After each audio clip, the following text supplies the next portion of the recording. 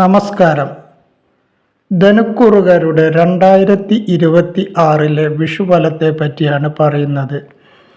മൂലം, പൂരാടം, ഉത്രാടത്തിൻ്റെ ആദ്യത്തെ 15 നാഴിക അടങ്ങിയ ധനുക്കൂറുകാർ പൊതുവെ ഒരു എടുത്തുചാട്ടം ഉള്ളവരാണ്. പരുഷമായി പെരുമാറുന്ന സ്വഭാവമാണ് ഇവരിൽ പലർക്കും ഉള്ളത്. ബുദ്ധിയുള്ളവരും വിദ്യാസമ്പന്നരും ആയിരിക്കും. ബന്ധുജനങ്ങളോട് താല്പര്യമുള്ളവരും ബന്ധുജനങ്ങളെ സഹായിക്കാൻ താല്പര്യപ്പെടുന്നവരും ഒക്കെയാണ് ഇവർ. നേതൃത്വ ഗുണം ഉള്ളവരാണ്. പ്രയത്നശാലികൾ ആണ്. പൊതുവെ ഭാഗ്യാനുഭവങ്ങൾ അനുഭവിക്കുന്നവരും കൂടിയാണ്. എന്തെങ്കിലും ജോലി ചെയ്തുകൊണ്ടിരിക്കുന്ന സ്വഭാവക്കാരാണ് ധനുക്കൂറിൽ ജനിക്കുന്നവർ. 2026 വിഷുഫലത്തെ പറ്റി പറയുകയാണെങ്കിൽ ഇവർക്ക് അത്ര ഗുണകരമായി കാണുന്നില്ല. ഗുണദോഷ സമ്മിശ്രമായ ഒരു വർഷമാണ് 2026 വിഷുഫലം കൊണ്ട് ഇവർക്ക് പറയുവാനുള്ളത്.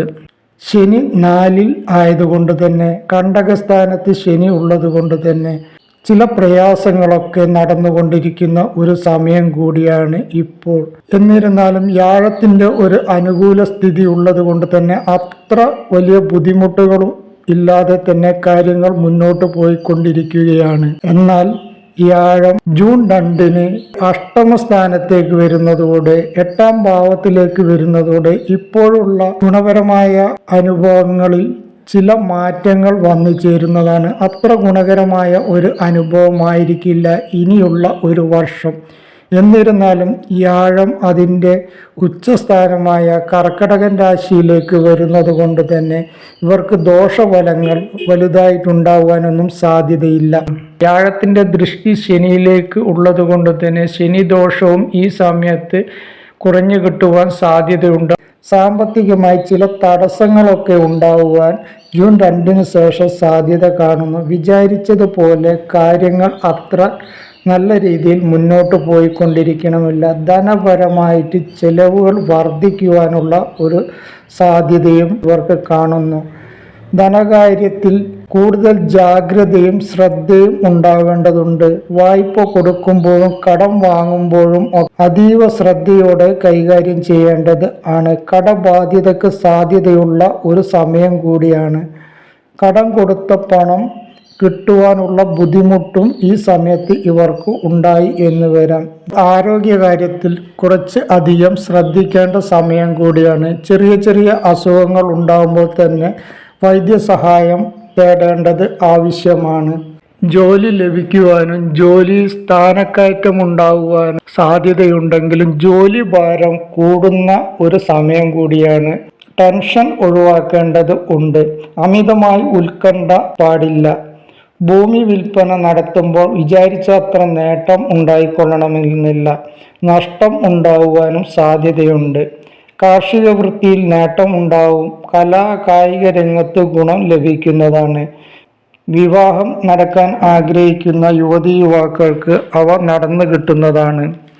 മാതാവിന് അല്ലെങ്കിൽ മാതൃസ്ഥാനത്തുള്ളവർക്ക് പിതാവിനോ അത്ര ഗുണകരമല്ല. ക്ലേശങ്ങൾ ഉണ്ടാകുവാൻ സാധ്യതയുള്ളത് കൊണ്ട് തന്നെ ശ്രദ്ധിക്കേണ്ടതുണ്ട്. പൊതുവെ ഭാഗ്യാനുഭവങ്ങൾ കുറവ് കാണുന്ന ഒരു സമയം കൂടിയാണ്. വാഹനം കൈകാര്യം ചെയ്യുമ്പോൾ വളരെ അധികം ശ്രദ്ധിക്കേണ്ടത് ഉണ്ട്. കുടുംബത്തിൽ ചെറിയ ചെറിയ പ്രശ്നങ്ങൾ ഉണ്ടാകുമ്പോൾ തന്നെ അത് വളർത്തിക്കൊണ്ടുവരാതെ പരിഹരിക്കേണ്ടത് ആവശ്യമാണ്. അഭിപ്രായ വ്യത്യാസങ്ങൾ ഉണ്ടാകുവാൻ സാധ്യതയുള്ളത് കൊണ്ട് തന്നെ വാക്ക് പ്രയോഗിക്കുമ്പോൾ വളരെ അധികം ശ്രദ്ധിച്ച് പ്രയോഗിക്കേണ്ടതാണ്. അശുഭ വാർത്തകൾ കേൾക്കുവാനും സാധ്യതയുള്ള സമയം കൂടിയാണ്. കാര്യങ്ങളെല്ലാം ധൈര്യത്തോടെ അഭിമുഖീകരിക്കുവാൻ ഇവർക്ക് കഴിയുന്നതാണ്. ദോഷാനുഭവങ്ങൾ പലതും മാറിപ്പോകുന്ന സമയം കൂടിയാണ്. എന്നിരുന്നാലും ഇവർക്ക് കഴിഞ്ഞ വർഷത്തെ അപേക്ഷിച്ച് ഈ വർഷം അത്ര ഗുണകരമായിട്ട് കാണുന്നില്ല. ദോഷഫലങ്ങൾ കുറഞ്ഞു കിട്ടുന്നതിനും ഗുണഫലങ്ങൾ കൂടുതൽ ലഭിക്കുന്നതിനുമായി ഈശ്വര പ്രാർത്ഥന നടത്തേണ്ടതും ക്ഷേത്ര ദർശനം നടത്തേണ്ടതും വഴിപാടുകൾ ചെയ്യേണ്ടതും ആവശ്യമാണ്. വ്യാഴപ്രീതി വരുത്തുന്നതിനു വേണ്ടി വിഷ്ണു ക്ഷേത്ര ദർശനം നടത്തുന്നതും വിഷ്ണു സഹസ്രനാമം ജപിക്കുന്നതും ശനിദോഷം പരിഹരിക്കുന്നതിനു വേണ്ടി മഹാദേവനെ പ്രാർത്ഥിക്കുന്നതും ശാസ്താക്ഷേത്ര ദർശനം നടത്തുന്നതും വഴിപാട് നടത്തുന്നതും ഗണപതി ഭഗവാനെ പ്രീതിപ്പെടുത്തുന്നതും ഹനുമാൻ ചാലിസ ജപിക്കുന്നതും ഒക്കെ ഈ സമയത്തുള്ള ദോഷങ്ങൾ കുറഞ്ഞു കിട്ടുന്നതിനും ഗുണഫലങ്ങൾ കൂടുതൽ ലഭിക്കുന്നതിനും നല്ലതാണ്.